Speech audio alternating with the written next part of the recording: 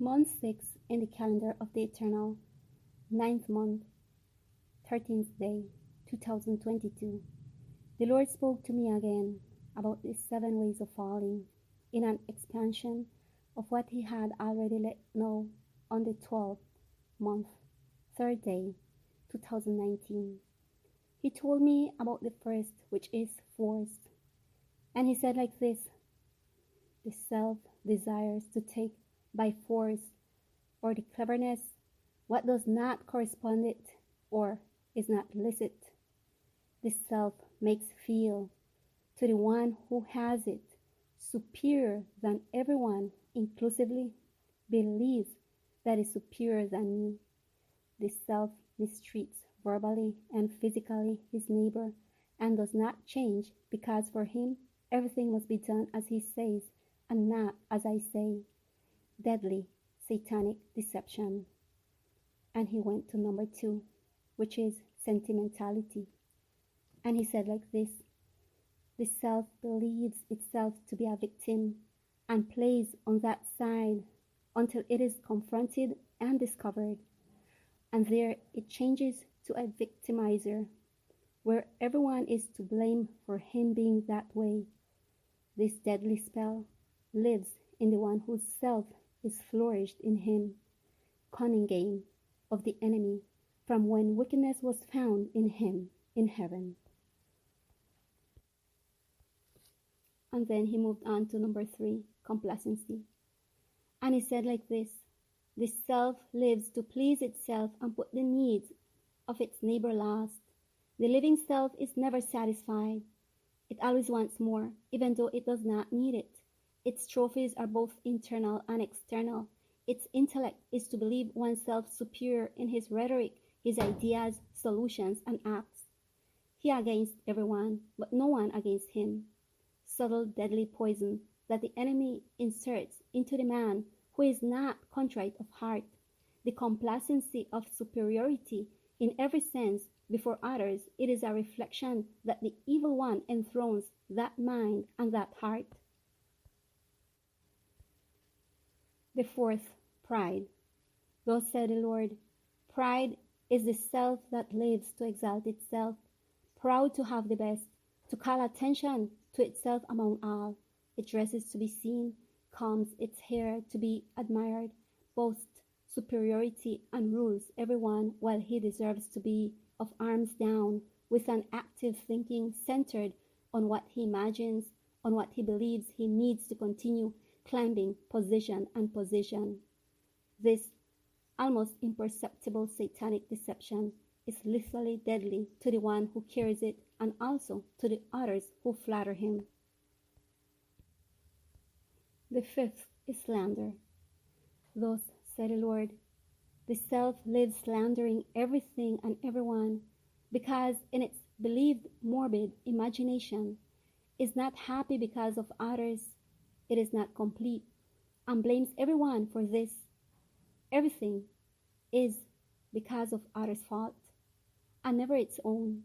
If he falls, he looks around, and if someone saw him, it's that someone's fault, because according to him, he was distracted when he saw him and fell. In the end, the one who slanders will never believe that he has the fault, that the fault is his own, but the fault is always someone else's. If what someone else says doesn't seem right to him, well, it's a lie. He feels eluded by everything and everyone. He lives his life excusing his bad behavior. The carelessness and his parasitic way of living is characteristic of this person and of this quality. The 6th, procrastination. Thus said the Lord: the self lives for procrastination. Today I can't because of this. Tomorrow I won't be able to because of that. Day after tomorrow because of the other. In short, what is primordial is always last, and the inventive first. In the list of the primordial always puts his complacency above and between them, and never completes the mandatory. Details please him so much that he postpones his duties to the point that if he fails, It is the fault of being so detailed. For his own form of procrastination, everything must be as he imagines, wants, and desires in order to advance. And if this is not the case, it is everyone's fault, including me. And for this reason, he does not advance. The self of procrastination criticizes the one who strives, he who every day, with intense eagerness, he struggles to complete his daily work.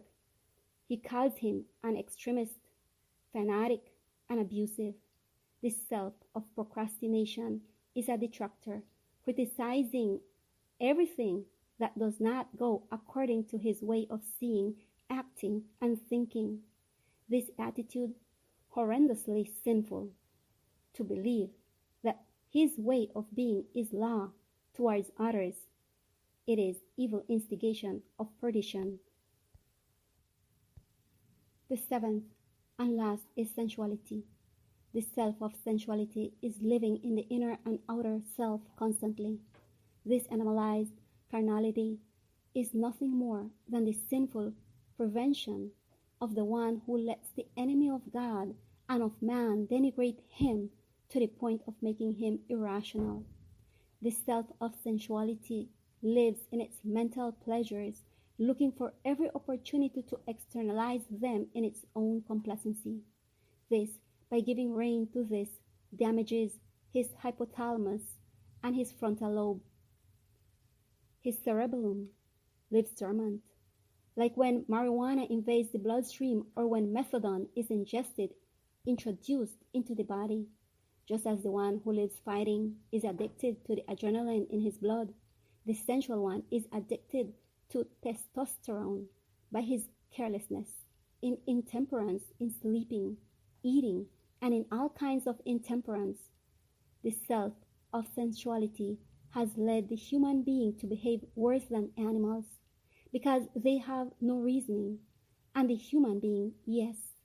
An animal mates with the opposite sex for procreation at the time appointed for this, but the human being, who lives for the self in sensuality, mates with his own sex out of depravity, since this violates the natural course of procreation.